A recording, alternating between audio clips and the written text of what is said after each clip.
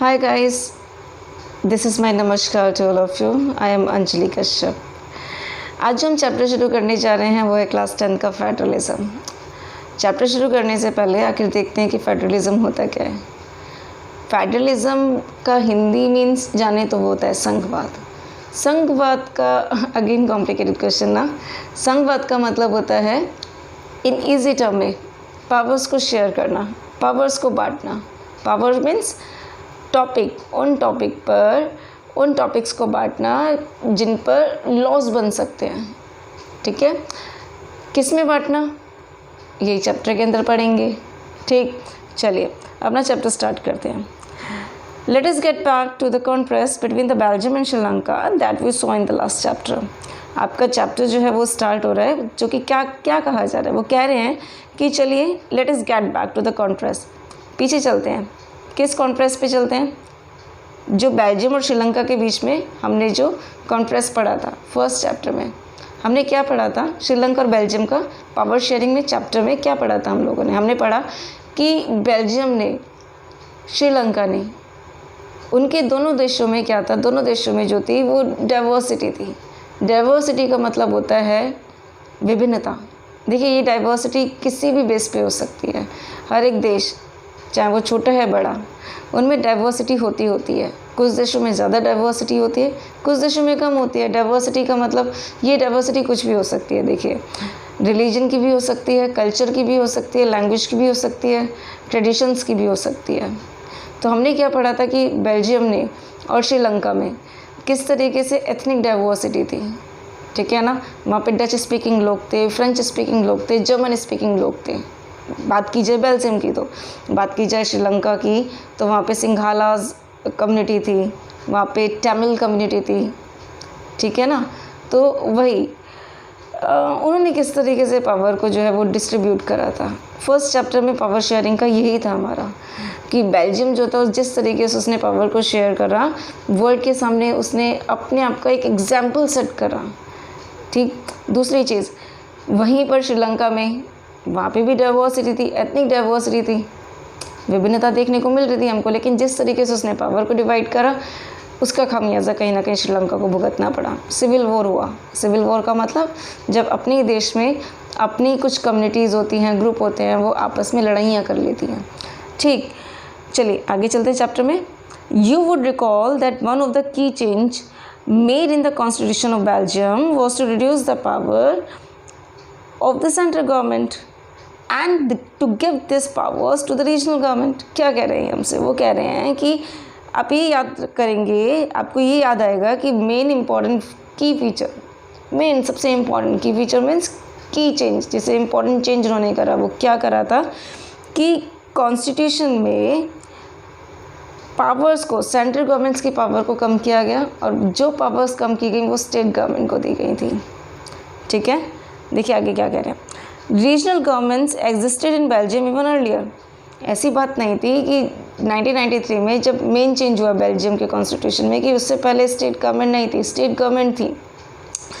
They had their roles and powers. State government existed थी, वहाँ पर थी. रीजनल गवर्नमेंट थी. कुछ भी आप बोल सकते हैं, रीजनल गवर्नमेंट बोलें, स्टेट गवर्नमेंट बोलें. कुछ देश जो होते हैं वो यूनिट्स गवर्नमेंट का नाम भी दे देते हैं.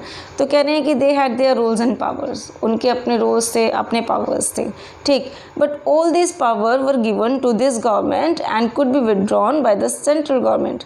देखिए, जितनी भी पावर्स जो स्टेट गवर्नमेंट्स को मिली थी, वो जो पावर उनको मिली थी, उनका जो सोर्स था, उन्हें पावर जिसने दी थी वो थी सेंट्रल गवर्नमेंट. और सेंट्रल गवर्नमेंट अगर कभी भी अपनी पावर्स को स्टेट गवर्नमेंट को देती है तो वो कभी भी उनसे छीन सकती है पावर्स को. ठीक. चलो एग्जांपल देती हूँ मैं कैसे आपको. जैसे कि आप मान लीजिए आप दो बहन भाई हैं, आपकी सिस्टर हैं और आप हैं. ठीक. आपकी सिस्टर आपको मार्केट लेके जाती हैं. आपकी सिस्टर के पास 500 रुपीज़ हैं. वो आपको 100 रुपीज़ देती हैं, 400 अपने पास रखती हैं. ठीक. आप भी खुशी खुशी चले जाते हो, भाई आपको 100 रुपीज़ मिल गए हैं. अब जब आप मार्केट जाते हो तो वहाँ पर क्या देखते हो कि आपकी सिस्टर है, उनको एक ड्रेस पसंद आई, बहुत सुंदर ड्रेस, जिसकी कॉस्ट 500 रुपीज़ है. ठीक. अब ऐसी कंडीशन में क्या करती हैं वो? उनके पास तो 400 रुपीज़ बचे थे. वो आपसे 100 रुपये ले लेंगी, कहेंगी मैंने ही तो दिए, लाओ 100 रुपये मुझे वापस करो, और वो अपने लिए अपनी ड्रेस परचेज़ कर लेंगी। ठीक सेम ऐसी जैसे सेंट्रल ने अपनी पावर स्टेट गवर्नमेंट को दे दी, स्टेट गवर्नमेंट से कभी भी पावर उसको छीना जा सकता है क्योंकि उसका सोर्स तो सेंट्रल गवर्नमेंट है।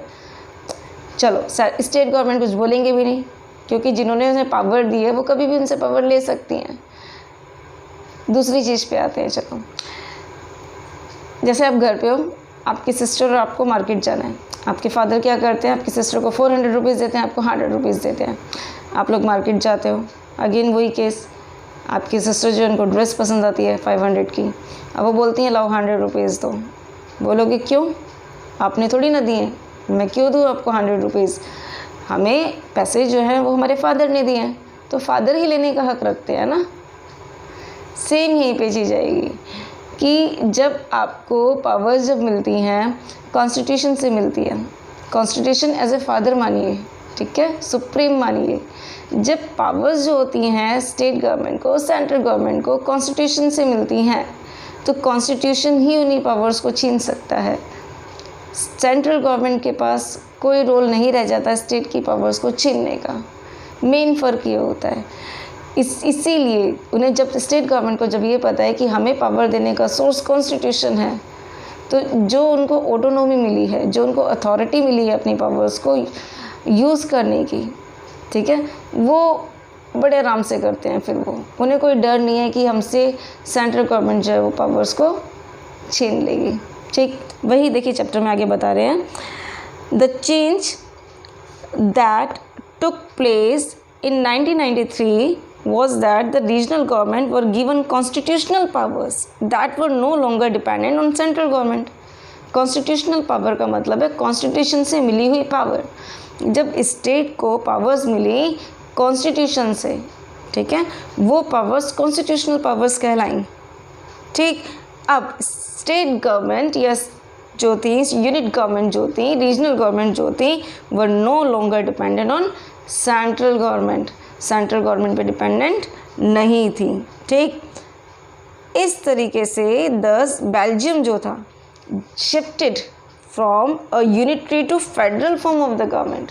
अब देखिए यूनिटरी क्या हो गया, एक नया वर्ड है।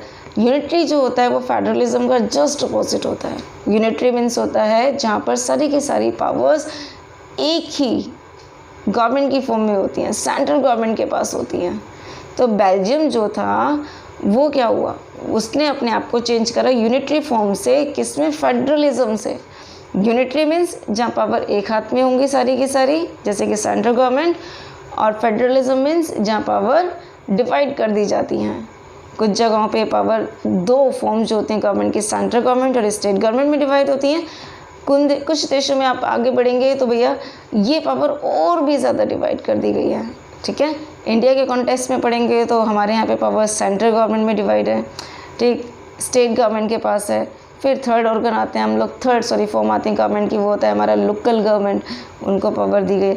जितना ज़्यादा आप पावर्स को डिवाइड करते जाएंगे, जितना ज़्यादा आप पावर को आप शेयर करते चले जाएंगे, फेडरलिज्म के कंसेप्ट के अंदर आते चले जाएंगे हम लोग। ठीक, देखिए आगे क्या कह रहे हैं, 1 मिनट। श्रीलंका कंटिन्यूज टू बी, देखिए क्या कह रहे हैं, 1 minute please.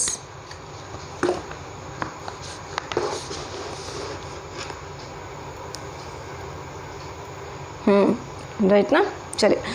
Sri Lanka continues to be for all the practical purposes, जितने भी प्रैक्टिकल पर्पसेस में अगर श्रीलंका को देखा जाए, ठीक है, वहाँ पर क्या था, देखिए वहाँ पर यूनिटरी सिस्टम था गवर्नमेंट का।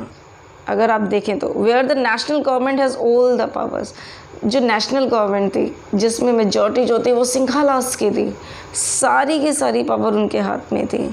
तमिल लीडर्स बार बार यही बोल रहे थे कि श्रीलंका जो है उसे फेडरल सिस्टम बनना चाहिए। देखिए फेडरल सिस्टम बन जाता तो तमिल लीडर्स को फ़ायदा क्या होता जी, फ़ायदा उनको ये होता कि उनको भी पावर्स मिल जाती, एडमिनिस्ट्रेटिव पावर्स मिल जाती, शासन करने की पावर मिल जाती। क्योंकि जब तक श्रीलंका यूनिटरी रहेगा, कहने का मतलब ये है जब तक सारी पावर नेशनल गवर्नमेंट के पास रहेंगी, उसकी मर्जी है कि वो पावर्स आगे डिस्ट्रीब्यूट करे या ना करे। ठीक, चलिए ये था हमारा बेल्जियम और श्रीलंका का एग्जाम्पल। आगे बढ़ते हैं, आपकी बुक में दे रखा है फेडरलिज्म आखिर होता क्या है। एक बात याद रखना, देखो फेडरलिज्म जो वर्ड है वो हमारे इंडियन कॉन्स्टिट्यूशन में कहीं भी डिफाइन नहीं किया गया है, ना ही उसको एक्सप्लेन करा गया है। एक वर्ड यूज़ करा गया, वो है यूनियन ऑफ स्टेट्स। ठीक, चलिए पढ़ते हैं। Federalism is a system of government in which the power is divided between central authority and various constituent units of the country. Federalism एक ऐसा सिस्टम है जहाँ पे गवर्नमेंट जो होती है, ठीक है, government in which the power in the divided, powers जो होती हैं गवर्नमेंट की वो डिवाइड कर दी जाती हैं सेंट्रल अथॉरिटी, यूनियन अथॉरिटी बोल लीजिए, कुछ भी बोल लीजिए, नेशनल गवर्नमेंट बोल लीजिए, and various constituent units, various regional government बोल लीजिए, स्टेट गवर्नमेंट बोल लीजिए। जब पावर्स को डिवाइड कर दिया जाता है सेंट्रल अथॉरिटी में और रीजनल अथॉरिटी में, ठीक है। चलिए, usually a federation has two level of the government. आमतौर पर जिस भी देश में फेडरलिज्म है, ठीक है, वहाँ पर ये मान के चलिए कि पावर्स जो होंगी वो दो फॉर्म जो होंगी गवर्नमेंट की, ठीक है, मतलब गवर्नमेंट, सेंट्रल गवर्नमेंट और स्टेट गवर्नमेंट डिवाइडेड होंगी। लेकिन और ज़्यादा अगर हम फेडरलिज्म को अपनाते हैं, मतलब कुछ देशों में ये चीज़ जो होती है पावर शेयरिंग, पावर जो होता है पावर्स को शेयर करना, वो और भी तीसरी फॉर्म में भी हो सकती है, तीसरा टीयर भी हो सकता है, लेवल भी हो सकता है गवर्नमेंट का। इंडिया के कॉन्टेक्स्ट में देखिए, इंडिया में आपको लोकल गवर्नमेंट भी देखने को मिलेंगी। अर्बन एरिया में आते हैं, अर्बन मतलब शहरी इलाकों में जब हम आते हैं तो हमारे पास एमसीडी होती है, ठीक। और अगर आप विलेज लेवल पे जाइए, ठीक है, तो वहाँ पर आपको पंचायतें देखने को मिलेंगी। कहीं ना कहीं अगर देखा जाए तो वो भी पावर्स को यूज़ करते हैं, गवर्नमेंट की पावर को, ठीक है। हमारे देश में जो पावर मिली हुई है वो सेंट्रल गवर्नमेंट के पास है, स्टेट गवर्नमेंट के पास है, और लोकल बॉडीज़ जो होती हैं एमसीडी और पंचायत जो होती हैं उनके पास होती है, ठीक है। चलिए, one is the government for the entire country that is usually responsible for few subjects of common national interest. One is the government for entire country, एक जो गवर्नमेंट होगी वो पूरे देश के लिए होगी, जिसे हम नेशनल गवर्नमेंट का नाम देते हैं, सेंट्रल गवर्नमेंट का नाम देते हैं, यूनियन गवर्नमेंट का नाम देते हैं, ठीक।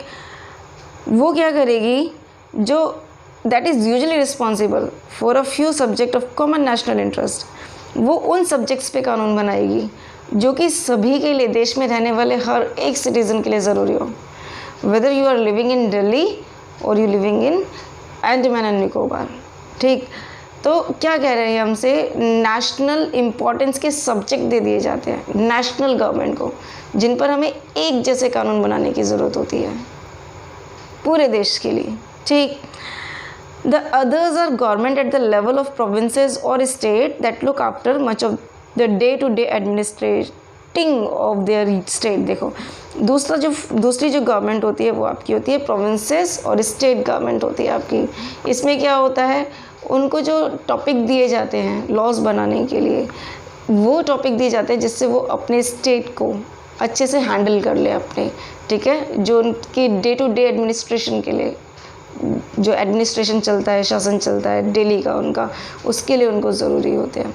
आखिर फेडरलिज्म का कंसेप्ट आया कहाँ से, मतलब क्यों आया ये, ठीक। फेडरलिज्म का कंसेप्ट अगर देखते हैं तो देखिए कनाडा के इंस्टीट्यूशन में देखने को मिलेगा, कनाडा का जो कॉन्स्टिट्यूशन है। लेकिन क्यों आया, ऐसा क्यों ज़रूरी समझा गया कि पावर्स को डिवाइड कर दीजिए आप सेंट्रल में और स्टेट में, क्यों? देखिए, इंडियन कॉन्स्टिट्यूशनल मेकर्स जो थे, जब इंडियन कॉन्स्टिट्यूशन बना रहे थे तो उनके माइंड में एक चीज़ थी कि देश की सिक्योरिटी हो, पूरे देश की सिक्योरिटी हो, प्रोटेक्शन हो उनकी, और यूनिटी में रहे देश, एकता में रहे, और इसीलिए एक जैसे लॉज बनने ज़रूरी हैं। कुछ जैसे हमारे यहाँ चैलेंजेस हैं, अगर देखते हैं तो एक चैलेंजेस है पॉवर्टी का चैलेंज है देश के लिए, गरीबी को दूर करने का चैलेंज था, उस टाइम के भी था। हाँ, हमारी कंट्री में काफ़ी सारे लोग जो है पढ़े लिखे नहीं है, इलिटरेट है, तो illiteracy was another challenge at that time. उस टाइम पे भी चैलेंज था जब कॉन्स्टिट्यूशन बन रहा था कॉन्स्टिट्यूशन मेकर्स के माइंड में। तो उन्होंने कहा कि कुछ सब्जेक्ट ऐसे होने चाहिए जिस पर एक जैसे कानून बनने की ज़रूरत है। तो वो वाले टॉपिक जो दिए गए वो नेशनल गवर्नमेंट को दिए गए, सेंट्रल गवर्नमेंट को दिए गए कि आप पूरे देश के लिए एक जैसे कानून बनाएंगे। ठीक, वहीं पर इंडिया में अगर देखा जाए, वही मैंने पहले आपको चीज़ बोली थी कि डाइवर्सिटी है, डाइवर्सिटी मतलब विभिन्नताएं हैं। यहाँ पर तो लैंग्वेज को लेकर है, कल्चर को लेकर विभिन्नताएं हैं, लोग के पहनावे अलग अलग हैं, ठीक है ना, लोग बोलते अलग हैं, लैंग्वेजेस अलग हैं, ठीक, लोगों के रिलीजन अलग अलग हैं। तो कहीं ना कहीं ये डाइवर्सिटी बनानी भी ज़रूरी थी। हम ये नहीं कह सकते कि इस स्टेट का कल्चर ज़्यादा अच्छा है, उसका अच्छा है। सारे कल्चर बहुत अच्छे हैं, बहुत सुंदर है सारे कल्चर। तो इन सभी बहुत सुंदर कल्चर्स को बनाए रखने के लिए कहीं ना कहीं स्टेट को पावर्स देनी ज़रूरी थी, ताकि वो शासन कर सके, अपने कल्चर को बनाए रख सके। इसीलिए फेडरलिज्म का कंसेप्ट यहाँ पर आता है। ठीक है, जब आप दूसरे के कल्चर की रिस्पेक्ट करते हो, आप ये भी चाहते हो कि मेरा भी कल्चर बना रहे, ठीक है, दूसरे का भी बना रहे, तो वहाँ पर ये कंसेप्ट, फेडरलिज्म का जो कंसेप्ट है ना, वहाँ काम करता है, बढ़िया तौर पे काम करता है। चलिए आगे आपके चैप्टर में चलते हैं। Both this level of the government enjoy their power independent of other. दोनों के दोनों, सेंट्रल गवर्नमेंट और स्टेट गवर्नमेंट को जब पावर बांटी गई, तो दोनों के दोनों जो पावर्स थे, वो अपनी पावर्स को फ्रीली, जो उनको उनका अपना जुरिस्डिक्शन दिया गया। अभी जुरिस्डिक्शन बताती हूँ क्या होता है। जब उनको उनका पूरा जुरिस्डिक्शन दिया गया, तो अपनी अपनी पावर को फ्रीली वो यूज़ करने लगे, एंजॉय करने लगे। ठीक है, जुरिस्डिक्शन का मतलब होता है गाइस अधिकार क्षेत्र। मतलब सब, जैसे कि आप जिस घर में रहते हो, ठीक है, आप अपने घर में रहते हो, आपका अधिकार क्षेत्र है, आप अपने घर में कुछ भी करिए। लेकिन आप जो आपके नेबर्स जो रहते हैं, आप उनके घर में कभी भी जा कर के कुछ भी नहीं कर सकते हैं। वो आपका जुरिस्डिक्शन नहीं है, वो आपका अधिकार क्षेत्र नहीं है। भारत में सेंट्रल गवर्नमेंट का अपना जुरिस्डिक्शन है, मतलब उसको जो टॉपिक दिए गए हैं उस पर लॉ बनाइए, आप अपनी पावर को एंजॉय कीजिए। आप स्टेट जो गवर्नमेंट है उनके मामलों में इंटरफेयर मत कीजिए, ठीक है, और स्टेट गवर्नमेंट भी जो है वो सेंट्रल के मामलों में इंटरफेयर ना करे। उनके अपने अपने अधिकार क्षेत्र, उनकी बाउंड्रीज दी गई हैं, कह लीजिए लक्ष्मण रेखा है कि बाहर नहीं जाने का इस चीज़ से। ठीक है, तो जुरिस्डिक्शन की डेफिनेशन आपकी बुक में भी दी गई है, पेज नंबर 15 पे देखिए, साइड में देखिए क्या लिखा है कि, एक सेकेंड मैं आपको दिखा देती हूँ। देखिए ये लिखा है ना, तो jurisdiction the area over which someone has legal authority. एक ऐसा एरिया जिस पर किसी की भी अपनी लीगल अथॉरिटी होती है। लीगली वो क्या है कि भाई ये मेरा अधिकार क्षेत्र है। ठीक, द एरिया में be defined in terms of, जो एरिया है उसे आप कैसे डिफाइन कर सकते हैं, जोग्राफिकल बाउंड्रीज़ के अकॉर्डिंग भी कर सकते हैं। जैसे इंडिया का जो एरिया है, जम्मू एंड कश्मीर से शुरू होता है हमारा, है ना, और फिर हमारा नीचे आते हैं हम लोग कन्याकुमारी, पहले तो इंदिरा पॉइंट था, फिर कन्याकुमारी। ठीक, तो इंडिया का जोग्राफिकल बाउंड्री इतना हो गया, या हमारे घर का जोग्राफिकल बाउंड्री जिसमें हम रहते हैं उतना हो गया हमारा। ठीक है, या फिर ये कह लीजिए जुरिस्डिक्शन का मतलब है कि जो सेंट्रल को और स्टेट को सबको अपने अपने जो टॉपिक दिए गए हैं उन टॉपिक पे ही आप लॉज बनाइएगा, ये उनका जुरिस्डिक्शन हो गया। ठीक, चलो आता है, एक बार जस्ट पढ़ लेना ढंग से जुरिस्डिक्शन होता है क्या है। चलिए आगे का अपना चैप्टर कंटिन्यू करते हैं। आगे के चैप्टर में हमसे क्या कह रहे हैं ये, 1 minute guys, okay thank you. चलिए, in this sense federations are contrasted with unitary government. अब चलिए, अगर इस सेंस से हम लोग चलें तो हमसे क्या कहा जा रहा है, in this sense federation are contrasted. Federations का अपोजिट क्या हो गया, यूनिटरी गवर्नमेंट। ठीक है ना, फेडरेशन में क्या होता है, जब पावर्स को आप ज़्यादा से ज़्यादा डिवाइड कर देते हो। यूनिटरी में क्या होता है, जब पावर सारी की सारी एक ही गवर्नमेंट की फॉर्म में रहती है। ठीक, अंडर द यूनिटरी सिस्टम के अंडर में either there is only one level of government और the sub units are subordinate to the central government. देखिए क्या कह रहे हैं, यूनिटरी सिस्टम में क्या होता है, या तो either there is only one level of the government, या तो गवर्नमेंट का एक ही लेवल रहेगा, सेंट्रल गवर्नमेंट, नेशनल गवर्नमेंट, या फिर वहाँ पर सब यूनिट्स भी देखने को मिल सकते हैं। सब यूनिट मतलब स्टेट गवर्नमेंट भी देखने को मिल सकती हैं। लेकिन याद रखिए, यूनिटरी फॉर्म में जब गवर्नमेंट में सब यूनिट आप देखने को मिल रही हैं, आपको वहाँ पर स्टेट गवर्नमेंट अगर आपको देखने को मिल रही है, तो उनको जो पावर्स मिल रही होंगी वो सेंट्रल दे रही होगी, उन्हें कॉन्स्टिट्यूशन नहीं देगा। ठीक है, तो the central government can pass an order to provincial और the local government. Central government जो है कोई भी ऑर्डर होगा, कोई भी, वो आपकी जो प्रोविंशियल गवर्नमेंट है, यूनिट गवर्नमेंट है, स्टेट गवर्नमेंट है, रीजनल गवर्नमेंट है, ठीक है ना, लोकल गवर्नमेंट है, उनके लिए कोई भी ऑर्डर पास कर सकती है और वह ऑर्डर इन्हें मानना पड़ेगा, ठीक। But in a federal system में क्या होता है, आज ही ये बिल्कुल उल्टा। संघीय सरकार में क्या होता है, जो सेंट्रल गवर्नमेंट है can not order that the state government to do something. State government के लिए कोई ऑर्डर नहीं दे सकती कि आप ये करो वो करो। क्यों? क्योंकि भैया स्टेट गवर्नमेंट को जो पावर मिली है वो सेंटर ने तो दी ही नहीं है। वो पावर उसको किसने दी है? वो पावर दी है कॉन्स्टिट्यूशन ने। तो कॉन्स्टिट्यूशन ही उसे बोलेगा जो भी कुछ करना है नहीं करना है, ठीक। चलिए, state government has power of its own. State government के पास अपनी पावर होती है which is not answerable to the central government. State government answerable नहीं होगा, जवाबदेह नहीं होगा। अपनी जो भी पावर यूज़ करेगा वो सेंट्रल गवर्नमेंट को बता के यूज़ नहीं करेगा। उसको फ्रीली पावर दी गई है और वो फ्रीली यूज़ करेगा उन पावर को, क्योंकि उसके पास जो पावर है कॉन्स्टिट्यूशन ने दी है, कॉन्स्टिट्यूशनल पावर्स हैं, ठीक। Both this government are separately answerable to the people. दोनों की दोनों government, central government and state government, दोनों के दोनों जो गवर्नमेंट हैं, जो भी अपने काम कर रहे हैं, एक्ट कर रहे हैं, पावर को यूज़ कर रहे हैं, जनता के प्रति जवाबदेह होंगे। जनता उनसे कभी भी कुछ नहीं कर सकती है और स्टेट और सेंट्रल गवर्नमेंट को उसके आंसर्स देने पड़ेंगे, ठीक। यहाँ तक हमने जो समझा वो क्या था? वो हमने समझा कि फेडरलिज्म होता क्या है, कंसेप्ट समझा हमने। अब हम ये पढ़ेंगे कि फेडरलिज्म के फीचर्स क्या होते हैं गाइस। फीचर्स मतलब आप कैसे कह सकते हैं कि हमारा देश इंडिया फेडरल कंट्री है, फेडरलिज्म फॉलो होता है, फेडरल फॉर्म है गवर्नमेंट की यहाँ पर, वो हम नेक्स्ट वीडियो में देखते हैं, ठीक है। अगर आपको इस कंसेप्ट को लेकर कोई भी इशू है मुझे आप कमेंट में ज़रूर बताइएगा, ठीक। Bye bye.